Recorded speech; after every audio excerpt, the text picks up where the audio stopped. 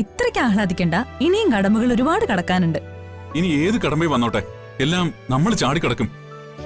പക്ഷേ വക്കീലിനോടുള്ള കടപ്പാട് ഈ ജന്മത്തെ തീർക്കാൻ പറ്റുന്നതല്ല. പിന്നെ വക്കീലിന്റെ ചങ്ക. നീ ഇതിലെ അഭിപ്രായം പറയേണ്ട കാര്യമില്ല. ഇവര് ഭാര്യയും ഭർത്താവും തമ്മിലുള്ള പ്രശ്നം ഇവര് തീർത്തോളും. ജീവിതത്തിൽ ഒരുപാട് ലക്ഷ്യങ്ങളുള്ള ഒരുപാട് ആളുകളുണ്ട്. അതൊന്നും നിനക്ക് മനസ്സിലാവണമെന്നില്ല. എനിക്ക് പലതും മനസ്സിലാവാത്തത് കൊണ്ടാണല്ലോ എന്നെ മണ്ടിയാക്കുന്നത്. ഞാൻ നിങ്ങളെ ആരെയും വിഷമിപ്പിക്കാൻ വേണ്ടിയിട്ട് ഒന്നും ചെയ്യുന്നില്ല. എന്റെ കാര്യങ്ങൾ സ്വയം ചിലത് ചെയ്യുന്നു എന്ന് മാത്രമേ ഉള്ളൂ. നിങ്ങൾ അതൊക്കെ വിട്. അളിയ, ഇന്നലെ സച്ചിയുടെ കേസിന്റെ വിധി പ്രഖ്യാപിക്കുന്നത്? അതെ, ഉച്ചയ്ക്ക് ശേഷം വിധി പ്രഖ്യാപിക്കുന്ന തോന്നുന്നത്. ഈ വിധി സച്ചിക്ക് അനുകൂലമായിട്ട് തന്നെ വരും. സമൃദ്ധയ്ക്ക് എന്ത് തോന്നുന്നു?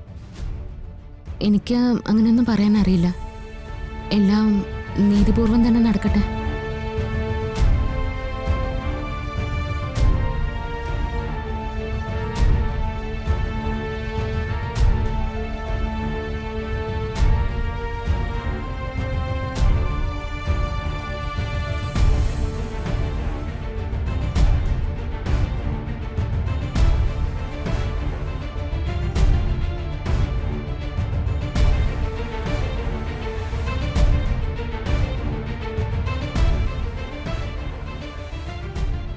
മേൽപ്പറഞ്ഞ സാക്ഷിമൊഴികളുടെയും തെളിവുകളുടെയും അടിസ്ഥാനത്തിൽ പ്രതിയായ അവന്തിക സ്വത്തുക്കളെല്ലാം കൈയടക്കിയത് അന്യായമായിട്ടും വ്യാജരേഖ ചമച്ചുമാണെന്ന് കോടതിക്ക് ബോധ്യപ്പെട്ടിരിക്കുന്ന ആ സാഹചര്യത്തിൽ ഈ കേസിലെ ഒന്നാം കക്ഷിയുടെ മകനായ സച്ചിദാനന്ദൻ നൽകിയ കേസ് പരിഗണിച്ച് എതിർകക്ഷിയായ അവന്തിക കൈവശം വെച്ച് അനുഭവിച്ചുകൊണ്ടിരിക്കുന്ന എല്ലാ സ്വത്തുക്കളും ഈ കേസിലെ വാദിയായ സച്ചിദാനന്ദന് തിരികെ കൊടുക്കുവാൻ ഈ കോടതി ഇതിനാൽ ഉത്തരവാകുന്നു.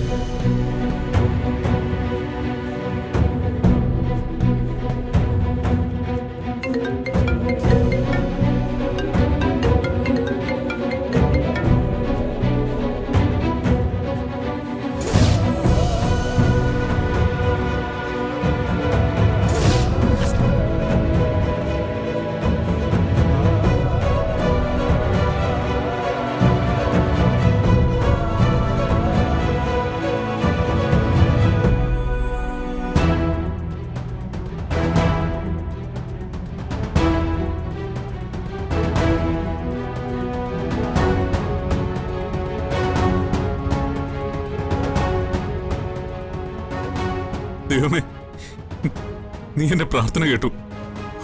ബിജുക്കുട്ടാ, എന്റെ എല്ലാ കഷ്ടപ്പാടും തീർന്നടാ. എടാ, എല്ലാം ഞങ്ങൾക്ക് തിരിച്ചു കിട്ടി. എന്റെ സന്തോഷം എനിക്ക് പറഞ്ഞറിയിക്കാൻ പറ്റുന്നില്ല. എടാ, സന്തോഷം കൊണ്ട് തന്നെ നീ ശ്വാസം മുട്ടിച്ച് കൊല്ലല്ലേ? ഞാനേ ആദ്യം വീട്ടിലേക്ക് വിളിച്ചു പറയട്ടെ. എടാ, നീ വീട്ടിലോട്ട് വിളിക്കാൻ വരട്ടെ. ആദ്യം സന്തോഷം പങ്കിടുന്ന ആളെ ദേ വരുന്നു. സച്ചി, എടാ, ഈ വക്കീല് കാരണം നിനക്കെല്ലാം തിരിച്ചു കിട്ടിയത്.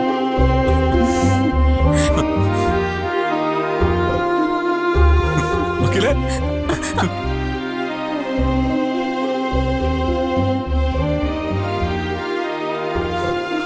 വക്കീലേ, എന്താ സച്ചി ഇത്? സന്തോഷിക്കുന്നതിന് പകരം കരയുവാണോ? ഇതവന്റെ സന്തോഷ കണ്ണീരാ. വക്കീല് ഒറ്റൊരാൾ കാരണോ ഞങ്ങൾക്കെല്ലാം തിരിച്ചു കിട്ടിയത്? പറ വക്കീലെ, വക്കീലിന് എന്തു വേണം? ഇനി എത്ര പണം വേണമെങ്കിലും ഞാൻ തരും. ഞങ്ങളുടെ കമ്പനിയും സമ്പത്തും എല്ലാം എല്ലാം ഇനി തിരിച്ചു കിട്ടും വക്കീലെ. അഹങ്കാരമാണെന്ന് കരുതലേ വക്കീലെ. നെല്ലിശ്ശേരി ഗ്രൂപ്പ് ഓഫ് കമ്പനീസിന്റെ ലീഗൽ അഡ്വൈസർ ഇനി അഡ്വക്കേറ്റ് ആരതി ആയിരിക്കും. വക്കീല് ചോദിക്കുന്ന എന്ത് ഞങ്ങൾ തരും. വക്കീലിന് താമസിക്കാൻ സ്വന്തമായിട്ട് ബംഗ്ലാവും കാറും എല്ലാം കമ്പനി തരും. ഇത് കൊള്ളാലോ. എന്തൊക്കെയാ എനിക്ക് ഓഫർ ചെയ്യുന്ന? കമ്പനി ബംഗ്ലാവ്, കാറ്, വലിയ ശമ്പളം. എന്റെ ദൈവമേ, ഒറ്റ നിമിഷം കൊണ്ട് സച്ചി ആളാകെ മാറിയല്ലോ.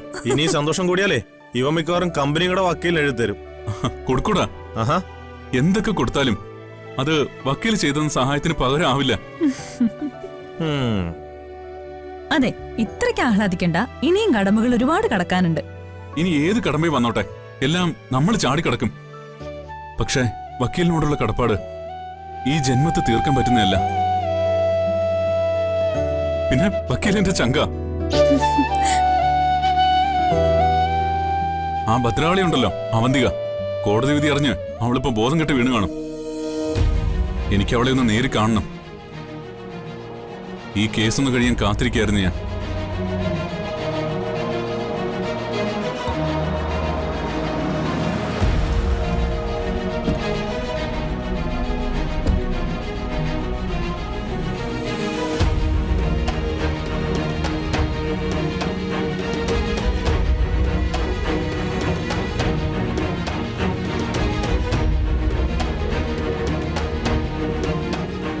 വിധി അറിഞ്ഞപ്പോ എനിക്കവിടെ ഇരിക്കാൻ തോന്നിയില്ല. നിങ്ങളെ ഒന്ന് നേരിക്കണ്ട് അഭിനന്ദിക്കണമെന്ന് തോന്നി. Congrats Aarti. Thank you sir.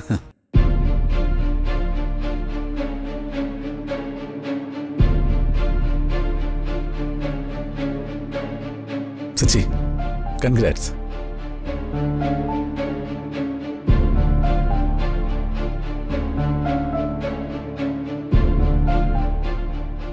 എന്താ സച്ചി ഇത്? സാർ നമ്മുടെ സന്തോഷത്തിൽ പങ്കെടുക്കാൻ വന്നതല്ലേ?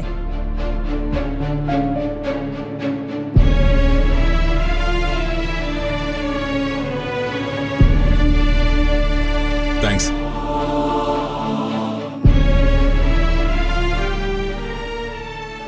എന്തായാലും നീതി നടപ്പിലായി. ഇതോടെ എല്ലാം നിങ്ങൾക്ക് തിരിച്ചു കിട്ടുമല്ലോ. All the best. എന്ത് നീതി നടപ്പായെന്നാ നിങ്ങൾ ഈ പറയുന്നേ? നഷ്ടപ്പെട്ടതല്ല ഈ വിധിയോടെ എനിക്ക് തിരിച്ചു കിട്ടുമോ? നീതി എന്ന വാക്കുച്ചരിക്കാൻ പോലും നിങ്ങൾ അർഹനല്ല.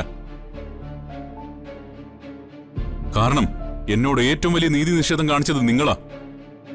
സച്ചി, എന്താ ഇത്? സോറി വെക്കില്ലേ, ഇത്രയെങ്കിലും പറഞ്ഞില്ലെങ്കിലേ എന്റെ മനസ്സിനൊരു സമാധാനം കിട്ടത്തില്ല.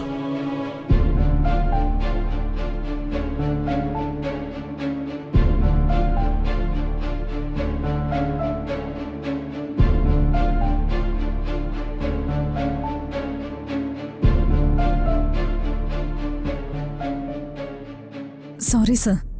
സച്ചി പെട്ടെന്ന് ഇങ്ങനെ പ്രതികരിക്കുമെന്ന് ഞാൻ ഓർത്തില്ല. അയാളുടെ മുൻപില് ഞാനിപ്പോ ഒരു ദുഷ്ടനും ക്രൂരനും ഒക്കെയാടോ. അങ്ങനൊന്നുമില്ല സർ. സച്ചി ഒരു പാവോ.